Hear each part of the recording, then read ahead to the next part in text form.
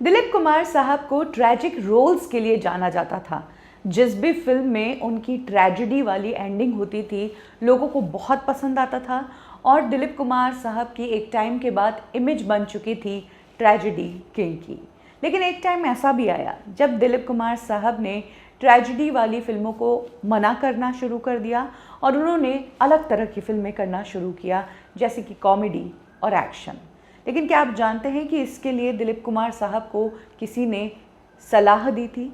आज कब क्यों और कैसे में मैं आपको यही बताने वाली हूँ कि कब दिलीप कुमार साहब को टैग मिला ट्रेजेडी किंग का, क्यों जिस टैग ने दिलीप कुमार साहब को इतना बड़ा स्टार बनाया, उसी टैग को वो अपने नाम के आगे से हटाना चाहते थे और किसके कहने पर दिलीप कुमार साहब ने ट्रेजेडी फिल्में करना बंद कर दी।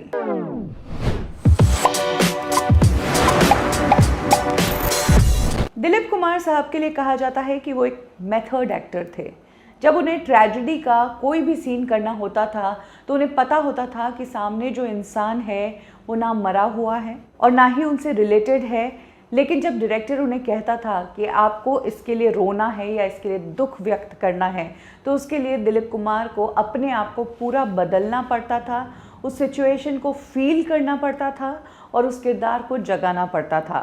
ये पूरा प्रोसेस एक एक्टर का बहुत टाइम भी लेता है और एनर्जी भी लेता है, और इस प्रोसेस के बाद जब वो सीन शूट हो जाता है, शूटिंग के बाद भी उसका इम्पैक्ट रहता है। एक फिल्म हो, दो फिल्म हो तो समझ भी आता है। दिलीप कुमार साहब ने अपनी लाइफ में ज़्यादातर फिल्में जो की उसमें ट्रेजेडी वाला ही उन्होंने किरदार किया है और एक टाइम ऐसा आ गया जब ये किरदार उनके ऊपर हावी होने लग गया, इसका असर उनके ऊपर होने लगा, उनके नेचर में चेंजेस आने लगे। दिलीप कुमार अपने अंदर नेगेटिविटी महसूस करने लगे थे।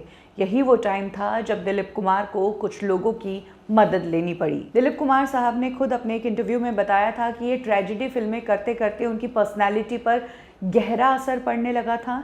उन्होंने एक एक्टिंग कोच से मदद ली थी ये जानने के लिए कि अगर किसी किरदार को निभा लिया गया है, फिल्म शूट होकर ख़त्म हो चुकी है, तो उस किरदार से खुद को डिटैच कैसे करे। ये तरीका उन्होंने कोच से सीखना शुरू किया। इसके अलावा दिलीप कुमार साहब ने साइकियाट्रिस्ट की भी मदद ली कि कैसे अपने माइंड पर उस किरदार को हावी ना होने दे। इसके लिए उन्होंने लंबे समय तक ट्रीटमेंट लिया और तब उनके साइकियाट्रिस्ट ने उन्हें सलाह दी थी कि आपने बहुत ज़्यादा ट्रेजेडी फिल्में कर ली है, इसीलिए आप रियल में भी वैसे बनते जा रहे हैं, आपकी जो मेंटल कंडीशन है वो ऐसी होती जा रही है, अब आपको चेंज करने की ज़रूरत है।